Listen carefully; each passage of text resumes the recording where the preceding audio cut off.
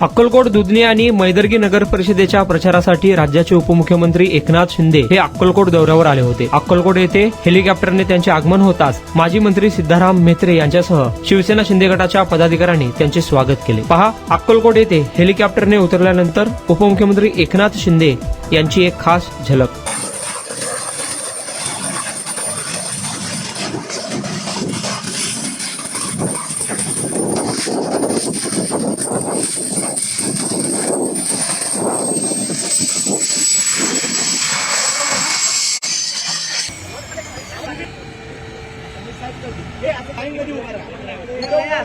भेटणं महत्वाचं आहे. नमस्कार करा. सगळं सगळं मागे सगळं इथं इथं घे. पुढे जागेवर सगळ्यांना भेटायला जाऊ नका.